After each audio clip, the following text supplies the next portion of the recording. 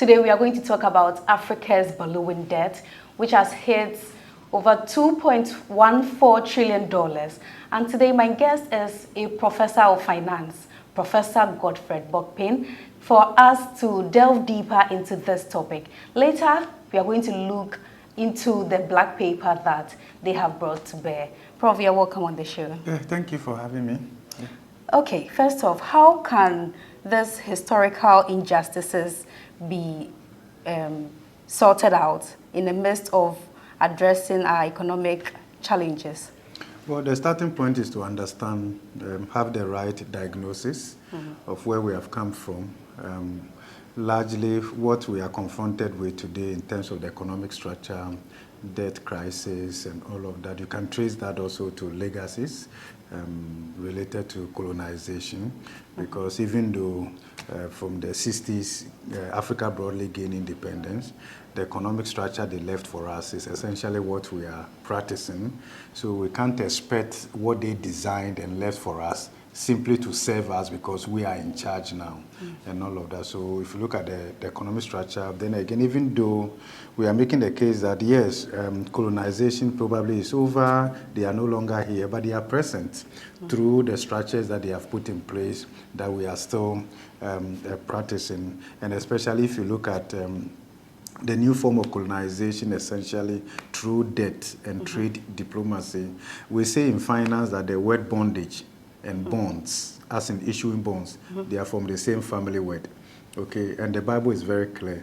The Bible says that just as a servant is a slave to the master, so is a borrower a servant to the lender. You should understand all those relationships, especially within the global financial system that has been designed essentially to favor the powers that be.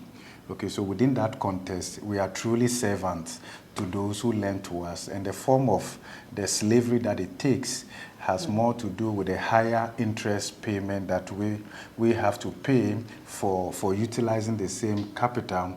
The average weighted interest cost for Germany over the years, as was done by the UN, was just 1.3%, US 3.1%, but Africa is borrowing averagely at 11.6%.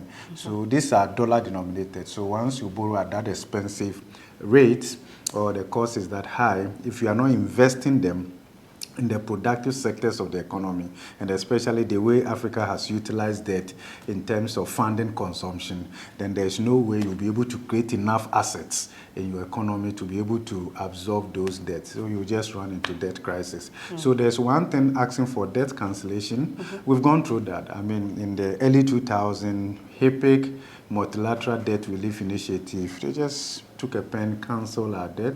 Ghana, we saved in excess of $4 billion. But a couple of decades down the line, we are back here. So it means that in solving this, we should be looking at more of structural issues from the global, regional, and then national level, rather than just asking for debt forgiveness and all of that. And I think we are framing all of this within the Stop the Bleeding paper, within the reparative narrative, that yes, more than just saying forgiveness and all of that, we should be looking at broader reform that makes Africa a bit able to compete at the global level, even in terms of access to credit. We're also making the point that if you look at what leaves the continent in terms of what Africa loses annually, relative to what we get by way of borrowing, foreign direct investment, portfolio flows, and even aid and all of that, it is so small compared to what leaves the continent through illicit financial flows. And that is why, if you look at the composition of the team that worked on the Stop the Bleeding paper, we have experts in illicit financial flows. Dr. Senanu is here. We have experts in the area of climate change. That's how come Eunice is on the team. And then when it comes to natural resource governance, we also have Gabriel on the team. So we've looked at it from different angles. So, and our conclusion, like others have said, is that Africa probably is the only continent where water flows upwards. And it's for a good reason. The reason is that if you look at illicit financial flows, we are losing billions of dollars. And if you compare that to what we get by borrowing, aid, and the rest of them, we will be better off if we'll be able to strengthen our internal governance framework to make sure that we don't lose as much as we are losing through illicit financial flows, we'll be better off. If you do the comparison, you look at FDI flows, portfolio flows, loans that we take annually, aid, and the rest of them, actually, Africa is a net creditor to the rest of the world. Africa exists essentially for the rest of the world. Unfortunately, Africa does not exist for Africa. And if you look at the way Africa was designed, in terms of the partitioning of Africa, some people say it's artificial and all of that. There is very little fiscal connectivity within Africa itself, because Africa was designed to serve the rest of the world. So our airspace, our land ports and all of that only connect Africa to the rest of the world. So if you have to do business within Africa, it's more expensive. For instance, if you say you want to ship goods to some African countries today, it first has to go to Europe for it to be redirected here.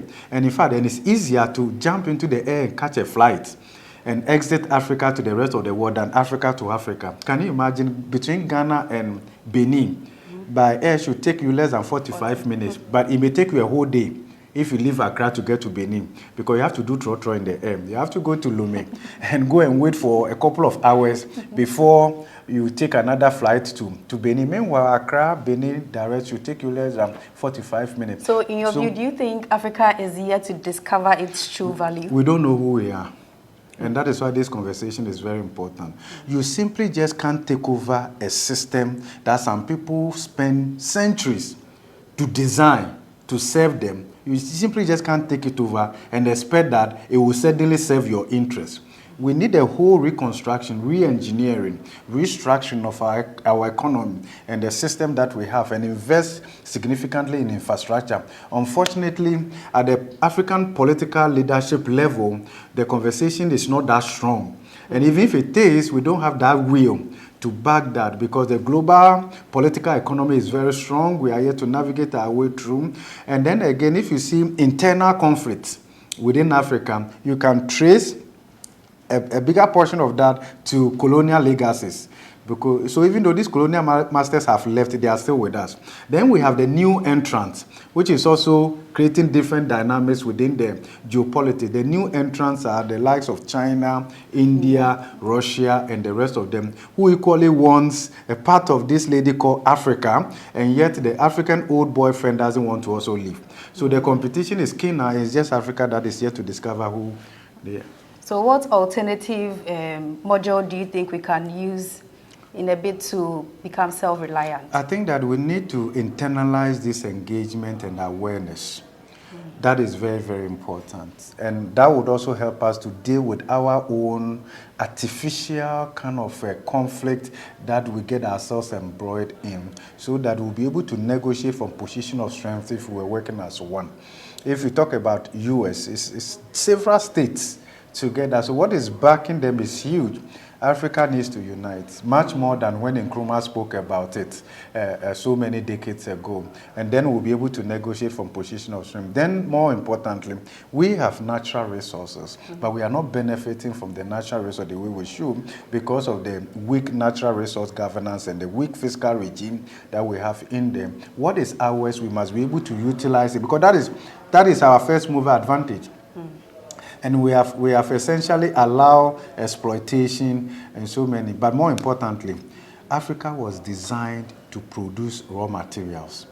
60 years down the line after independence, we are still producing what? Raw materials. What we need is bold declaration and empower indigenous African entrepreneurs to be able to add value to our raw materials. I'll give you an example. If you export gold, the maximum profit you will get is between 1% and 5% if you export raw gold. Meanwhile, if you process gold, the minimum profit you will get is 10%. Okay, so you can see this year our government is telling us that they have exported gold worth $5 billion and all of that. And yet the city is nowhere to be found, right? And all of that. But the reason is that $5 billion is not spendable money. Okay, because that is not profit. It's not impacting your revenue envelope until you are adding value, and adding value, you'll be creating decent jobs, right? And when you create decent jobs, they will be paid. They will pay taxes. Consumption will also pick up and all of that. So we need to look at the entire value chain and manage that very well, because that's the only way growth can come from Europe, North America, When they started their industrialization, everything, it was about creating decent jobs. We are not doing that. Pick Ghana. You know the interesting thing? The World Bank is telling us that between 2012 and 2023, Ghana has only created, on net basis, 250,000 jobs. Can you imagine? Within this period. Guess what? You know the people who have entered the labor market looking for jobs? 2.7 million people within that same space have entered the labor market, competing for 250,000 jobs. Even if you majored in job creation in the university, you'll be unemployed. That's true. That will be your portion. Okay, so talking about FDIs, government says that they are going to increase the minimum capital requirements. They said they will remove it. They are going to take it off. How is that going to affect local businesses? First off, what is your take on that position? You know, I've made my view known already that I don't subscribe to that. Of course, I'm willing to give government the benefit of the doubt because I haven't seen the new bill, the GIPC bill, and all of that. So I don't know what mitigation measures they have in there. But baseline, if you tell me you are going to eliminate the minimum capital requirement, what you are saying is that the retail level, okay, is open to competition. And there's no way Ghanaians can compete because we are not saving.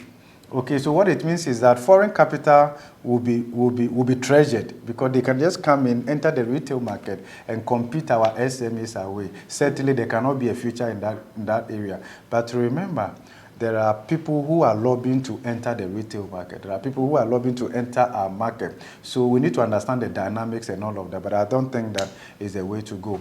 Proper FDI, they know what they want. And when they are coming, they come with huge capital. That is what we should be focusing at. And how do we, and the next important thing, how do we package our SMEs through joint ventures and partnerships with this foreign capital so that we also benefit from advanced technologies and the rest of them. But the solution is not to allow influx into the retail market and compete Ghanaians away. Even now with the minimum capital, Ghanaians are visibly absent because they are not saving. Ghanaians are not saving. Salary levels are very low. Exactly. And so you check your saving balance. I'm not sure you should tell me, but you check. You don't have much in there, okay?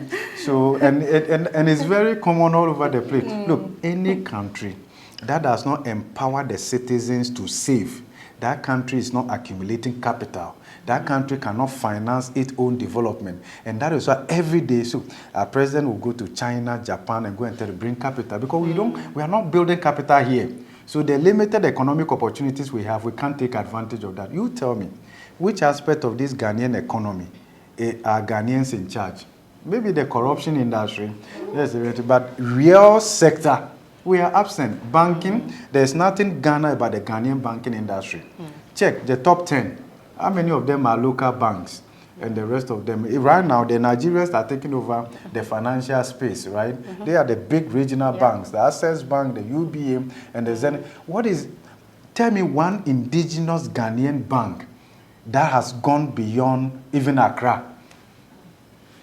I hope you understand that. Yeah. So we should be intentional about growing some of our indigenous businesses, not only to be local champions at the regional level and then at the global level. That is the only way we can make it. Look, let me tell you, by 2075, Nigeria will be in the top 5 big economies in the world. 2075. I'm sure you'll be alive by then. Yes. You will see it.